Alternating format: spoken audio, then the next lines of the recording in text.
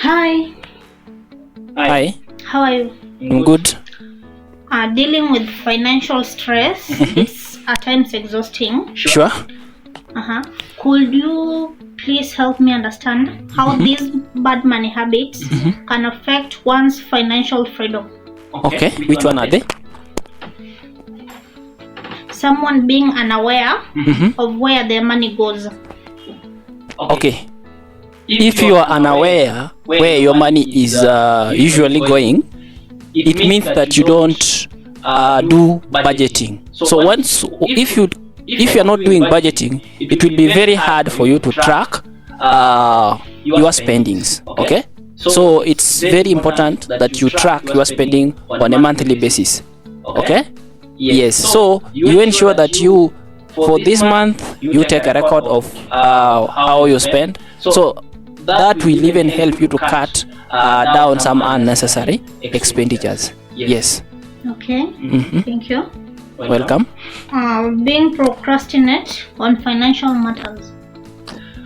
Procrastinating on financial matters actually is can be detrimental because maybe you want to start savings and you are not saving. You keep on saying that if I get better is when I'll start saving. So procrastination is an enemy to progress. So once you can start small and keep on growing, don't wait. Don't keep on waiting. If there is something, even if there is a project that is you can see it's viable, it's nice to just start.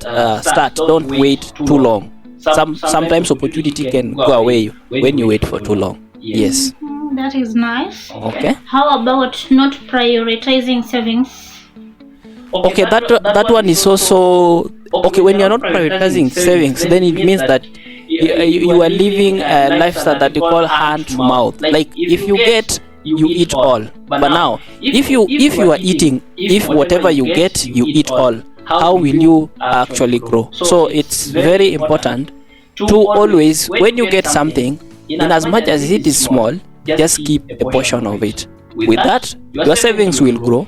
Once your saving has grown, you can take the savings and put them into any viable investment. Yes.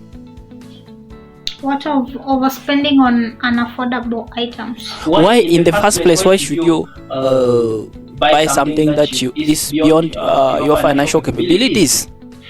Ensure that you control yourself. Don't be influenced by your circle. That if you saw someone bought something and you also, because maybe that is how you've been together, you want also to catch up with them.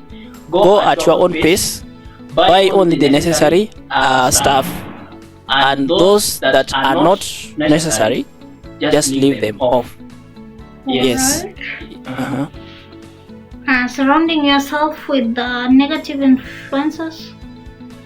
That one is also okay. You know, there's a say that tell me your friend, then I tell you who you are. So your friend usually determine or indicates the your mentality, can also show your characters, because the people or group that you spend a lot of time with will always influence your behavior. If you are a friend to a drug addict, it won't be too long before you also become a drug addict. If you are a friend to a lazy person, you also won't take too long for you to also be a lazy person. So ensure you choose good friends that are ambitious, that are goal-oriented, that are focused, and with that, I'm very sure that someone can really move closer to the financial freedom, because even they will help you even seize opportunities when they come. So your friends, your circle matters a lot. If you scan your circle and you see your circle are not helping you, then it's high time that you let them go. Yes. Okay. What of one who relies on a single stream income? Now, that's a really big challenge. Like there is a there is a quote which goes that that no one has ever been rich with a salary. I don't know. I don't know how true is this, but it can be true if you only rely on salary and you don't, for example, have ambition. Not if I give my opinion, not everyone can be self-employed. Okay, and at the same time, if you are employed, it's not necessarily you stick to the employment. You can explore other avenues. For example, the salary that you get, you can, like I say, take a portion of it, then you save. Then after building your savings, you transfer those savings into a viable investment. So that investment, the returns that investment will be bringing, will be a second stream of income. You understand? Yeah. So at the same time your salary is bringing something, then also you will find that the investments that you've made are also bringing some income. Also, if you have the capability of also exploring other means or maybe having a side gigs, it's all well and good. It will help you achieve financial freedom as early as possible. Yes. Okay. How about Yes. someone who chase get rich quick scams? That is the worst enemy, because those get rich quick schemes, from a record, I've seen so many people have really messed up their finances. Let's say, for example, betting. You want to bet so that you if you win, you aim that, let me put this bet. If I place this bet, if I win, then maybe I can be billionaire, I can be millionaire. Which you will place many bets, and sometimes you will end up losing a lot of money. By the time you are even winning one, because chances of winning is too low. By the time you are winning one, already can I call them premium? The money that you've been using to bet already outweigh your winning, your first winning. So I don't see if betting is can be good, because you will end up losing. It's something that you cannot learn, you cannot have strategy, you cannot do research. You are researching on what? Because if it was something that could be researchable, then it couldn't be a viable business even to the betting companies. So it is, gambling is one of the get rich quick scheme, and I highly discourage such. Just use, go through investment, go through business, go through maybe other side hustles, or maybe freelancing. There are so many side hustles that you can go through, but be sure that you are doing something, that there is some strategy in it. There is something you can go do research, and you can influence the result. But something that you have no influence on the result, it's not encouraging. Yes. All right. How about Yes. having a consumer-driven mentality? That one is also, I can't discourage that, because if you are having a consumer-driven mentality, you always just think of buying. No, you are not thinking of how should I also provide something that people can also buy. So we should think in terms of also producer, not just a consumer. So in as much you are a consumer, you also ensure that there is even a single thing that you are producing for others to consume. For example, I can say maybe a good example is maybe on internet. You might be always just browse, but there is not even a single day you have put something on internet so that people can also see. So that's an example of just a consumption and not production. Another one I can talk about, whenever you get money, you just think of what should I buy this time? What should I buy? You never think of what which investment should I start? Which business should I start? Or what other viable opportunities should I seize? So if you shift your mind from consumer oriented to producer oriented, I think you can achieve a good milestone. Okay. What of someone Yes. who is ever focused on pleasing others? That is Pleasing, like impressing others. okay. That is very dangerous, because if you keep on trying to please people, it's very hard to please people. You will. Let me give you an instance. Maybe you can say that you've been doing good for someone, but towards the end something happens, because things happen. Then you do maybe you experience a shortfall.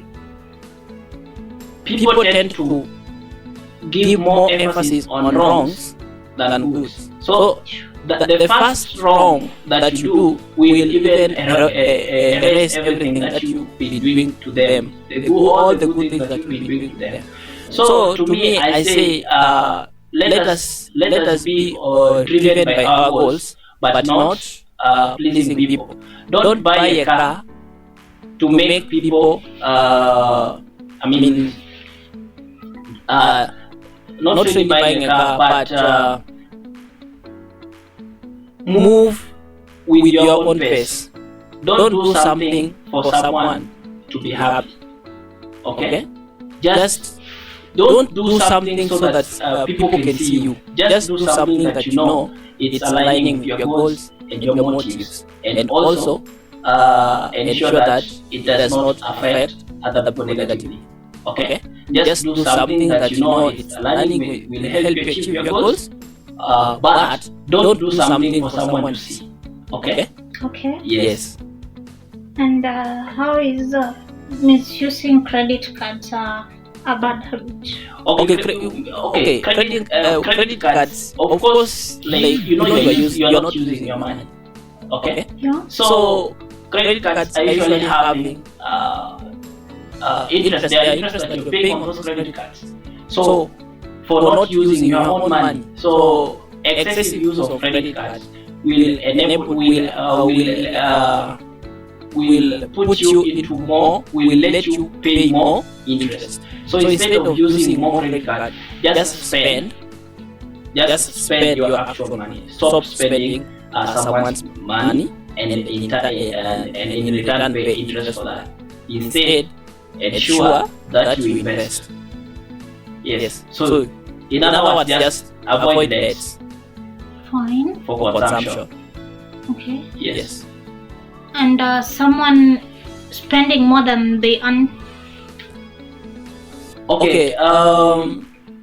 That one has been a challenge. Even myself, I can say I've faced. Sometimes it is out of our control. Being that you might find that the income that you are receiving cannot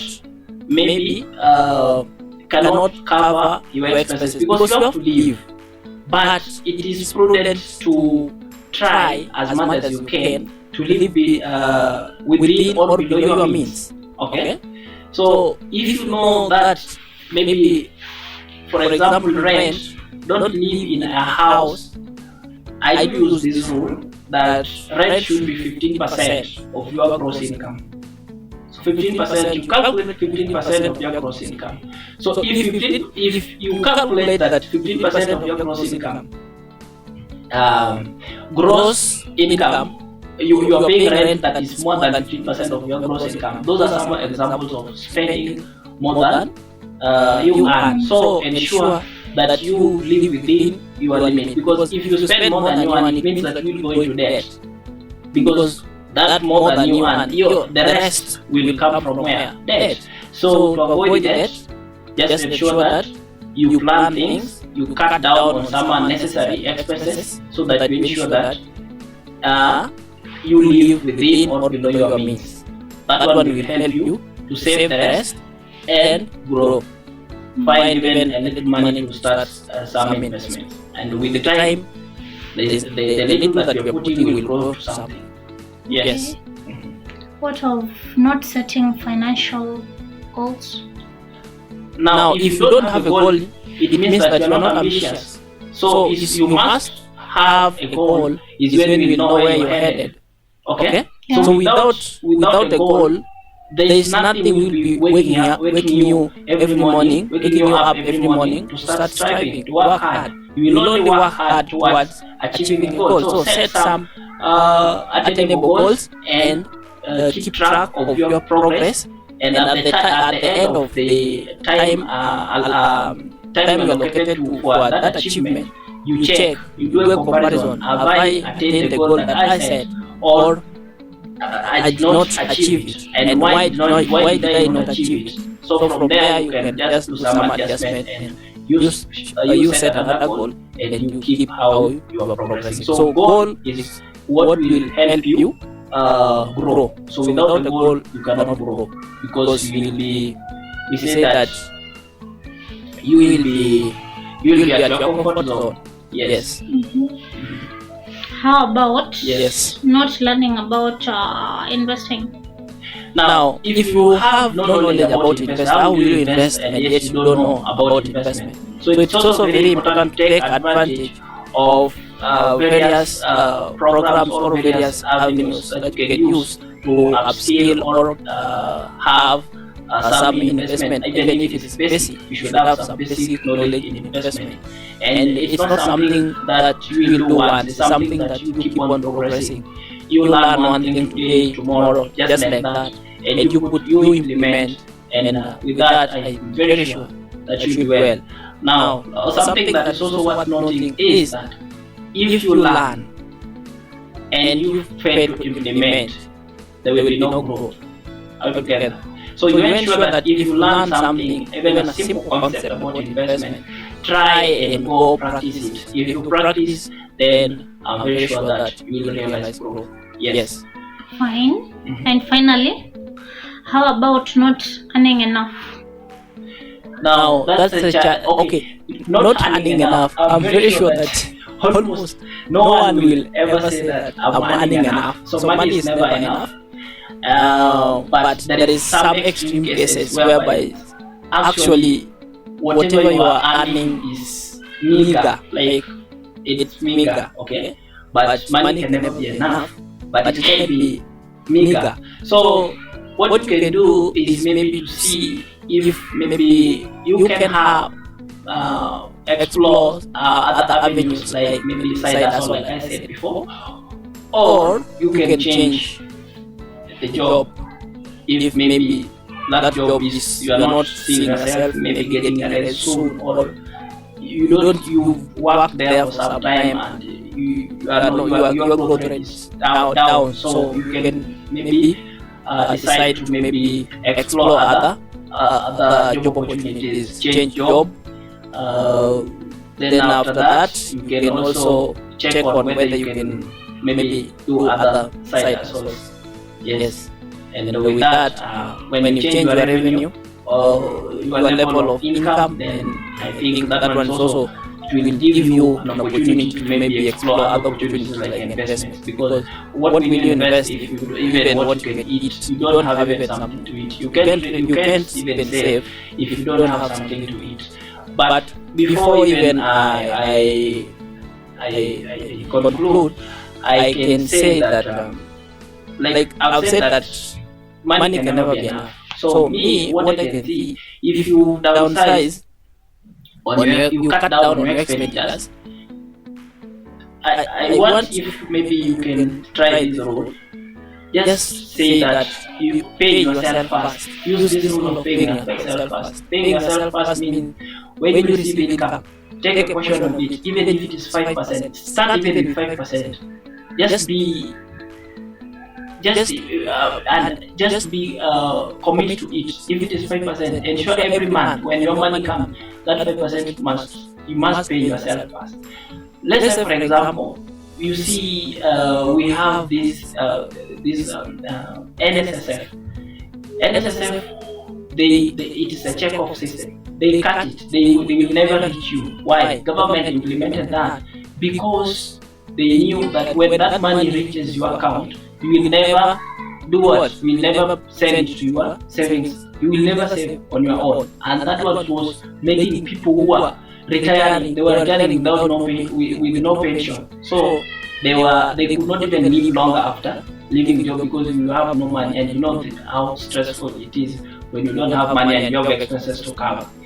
So the same you can adopt. Just ensure that 5% is going, and what you can do, just calculate 5% of your net income.